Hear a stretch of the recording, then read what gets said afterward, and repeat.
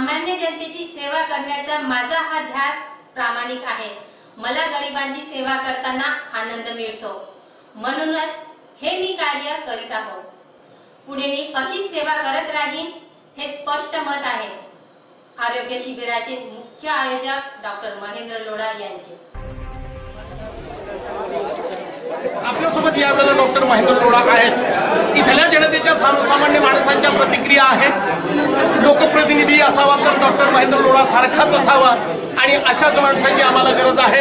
अशा प्रकारचं सामाजिक दायित्व यापूर्वी कधीच कोणी केलं नाही आणि म्हणून आम्हाला डॉक्टर महेंद्र लोढाच हवा आहे। या संपूर्ण पार्श्वभूमीवर एकीकडे डॉक्टर महेंद्र लोढा हे राजकारणी आहेत, तर दुसरीकडे सामान्य माणूस मात्र त्यांच्याकडे सामाजिक दायित्वाच्या भूमिकेनं बघतो आहे आणि म्हणून लोकप्रतिनिधी हा हवा तर आम्हाला डॉक्टर महेंद्र लोढा सारखाच हवा।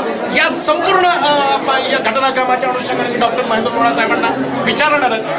काय सांगा, जनतेच्या भावनेला तुम्ही कशा प्रकारे खरे उतरणार आहात?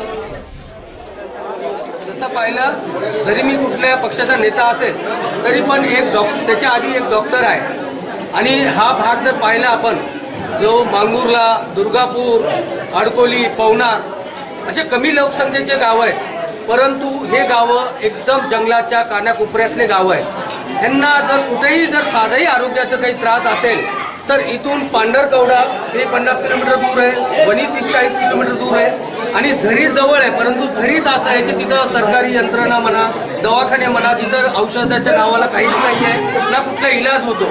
मी बऱ्याच वेळेस या भागात फिरतो तर या भागातले गावं हे पाहिले मी की ज्यांच्या छोट्या आरोग्याच्या ज्या काही समस्या आहेत त्या पण कोणी सोडवायला नाही आहे। आणि जर मी या भागात फिरत असेल तर हे माझं कर्तव्य आहे डॉक्टर म्हणून किंवा या एरियातला लोकांचा एक प्रतिनिधी म्हणून मला काम करायचं आहे। आणि मी इथं पाहिलं की इथं आरोग्याची सुविधा नसल्यामुळे आरोग्याची सुविधा देणं अत्यंत जरुरी आहे। तुम्ही जसं आत्ता म्हणलात की खूप नेते कुणी येत नाही इकडं किंवा मताचं राजकारण, बरोबर आहे, त्यांना इथं जास्त मतं दिसत नाही, परंतु मला मताची गरज नाही आहे, मला प्रत्येक माणसाची गरज आहे, त्याच्या आरोग्याची गरज आहे।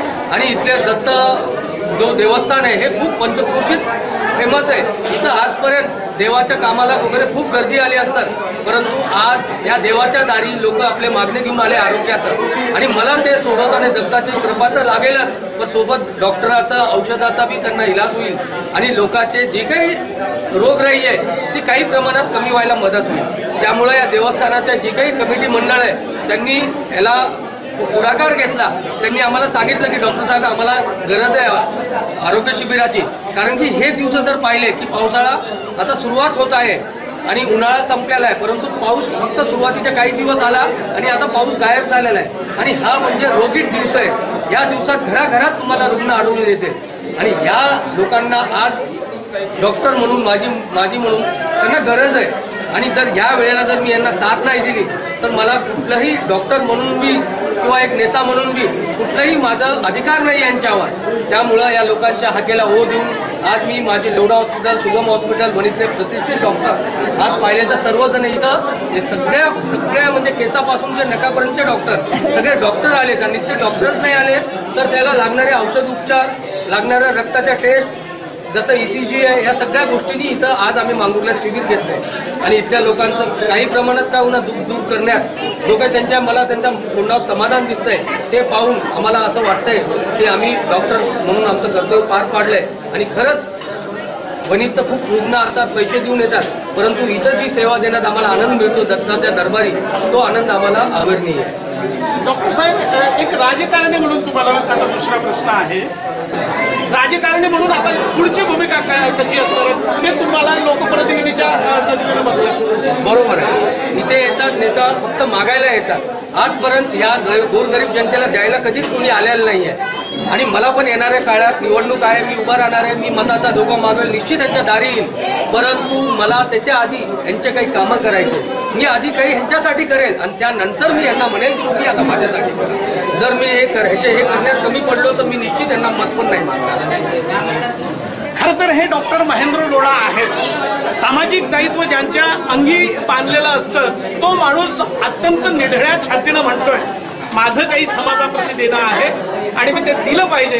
आणि जर मी ते प्रामाणिकपणे देत असू तर मग समाजाकडनं देखील मला मागण्याचा तेवढाच प्रामाणिक अधिकार आहे. आणि तो मी अधिकार त्यावेळेला मागेल ज्या वेळेला मी माझं सामाजिक दायित्व पूर्ण करेन. आणि मी ते दायित्व पूर्ण करतो आहे.